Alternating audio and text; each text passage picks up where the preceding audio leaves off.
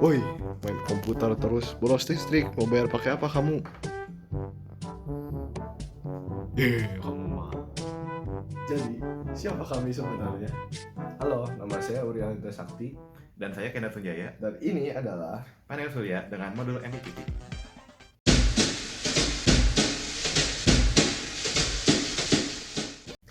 Sekarang kami akan menjelaskan apa itu panel surya. Jadi, panel surya adalah sebuah terobosan teknologi di mana dia sudah mampu mengubah energi cahaya menjadi energi listrik yang penggunaannya sekarang masih belum maksimal.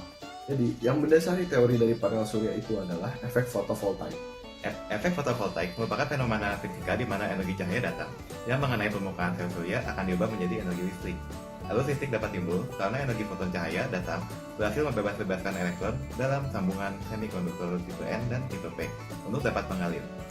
Untuk mengukur daya maksimum dari panel surya, kita menggunakan modul MPPT. Nah, apa sih itu modul MPPT? Jadi, maksimum power point tracking atau biasa dikenal dengan singkatan MPPT adalah sebuah perangkat elektronik yang harus ada dalam suatu rangkaian PV atau fotovoltaik agar sistem dapat menghasilkan daya output maksimal. Nah, faktor irradiance dan temperatur sangat berpengaruh pada besarnya energi listrik yang dihasilkan oleh sistem PV tersebut. Kedua faktor tersebut menyebabkan kurva output PV menjadi tidak linear. Dan ini adalah rancangan diagram MPPT yang akan kami gunakan. Berikut ini adalah diagram rancangan MPPT yang kami buat. Untuk pengisian kapasitornya, kami menggunakan pin digital Arduino nomor 2. Kapasitas kapasitor yang kami gunakan sebesar 100 mikrofarad yang juga langsung terhubung dengan ground Arduino. Selanjutnya, untuk amplifiernya, kami menggunakan IC LM358 yang terhubung dengan resistor 1 kΩ dan base transistor NPN. Kutub negatif LM358 terhubung dengan pin Arduino analog 1 dan juga emitter transistor. Selanjutnya, digunakan juga resistor 10 ohm yang akan kami gunakan sebagai variabel bebas yang terhubung dengan kutub negatif panel surya, ground Arduino, dan pin A1.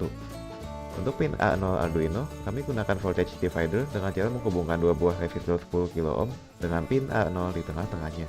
Alasan kami menggunakan voltage divider adalah karena angka bacaan pada A0 selalu menunjukkan angka 1024, yang dimana angka tersebut adalah angka maksimum dari bacaan analog, sehingga harus digunakan voltage divider untuk mendapatkan setengah dari angka sebenarnya, sehingga angka dapat dibaca di serial monitor.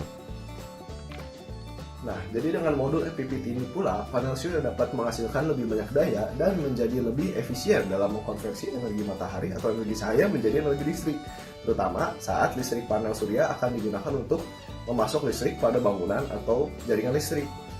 Untuk solar panel yang kita gunakan mempunyai input sebesar 1,06 watt. Selanjutnya, dari percobaan yang dilakukan kemarin, tentunya pada saat cuaca sedang sangat cerah, didapatkan hasil untuk resistor 20 ohm yang diletakkan pada antara A0 dan A1.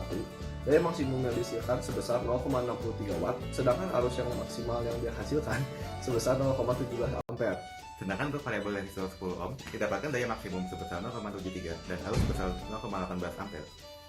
Nah, selanjutnya, cara mencari titik maksimum atau daya maksimum pada sebuah grafik PV adalah dengan membaginya menjadi sebagian kecil kurva parabola dan memunculkan trendline dari kurva parabola tersebut. Lalu digunakan rumus B/2A untuk mencari X puncak, sehingga kita mendapatkan X puncak yang bisa dimasukkan ke rumus Y puncak sama dengan A dikali X puncak kuadrat ditambah B dikali X puncak ditambah C. Nah, angka Y puncak yang kita dapatkan merupakan titik maksimum dari daya yang didapatkan. Setelah dilakukan percobaan karakteristik VI dan PV panel surya dengan menggunakan Arduino, rangkaian MPPT telah berhasil mengukur karakteristik sebuah sel surya dan menghasilkan kurva VI. Berdasarkan data yang didapatkan dari kurva VI menggunakan resistor R3 dengan besar hambatan 10 ohm dan 20 ohm, didapatkan bahwa pada percobaan dengan resistor R3 sebesar 10 ohm, kita dapat mengamati data arus terhadap tegangan di rentang arus yang lebih luas pada arus yang lebih tinggi juga. Sedangkan pada percobaan dengan resistor R3 sebesar 20 ohm, kita dapat mengamati data arus terhadap tegangan di rentang arus yang lebih sempit dan pada arus yang lebih rendah juga. Dapat ditarik kesimpulan bahwa dengan resistor R3 yang lebih besar, rangkaian MPPT dapat mengukur karakteristik sel surya di daerah arus yang lebih kecil. Praktikum ini selanjutnya bisa dilakukan dengan membuat rangkaian dengan besar hambatan resistor yang bisa dipilih menggunakan software dan timing high and low pada kapasitor yang dapat diubah. Selain itu juga seharusnya dapat dikembangkan program Arduino yang dapat menghitung daya maksimum MPPT sel surya secara otomatis.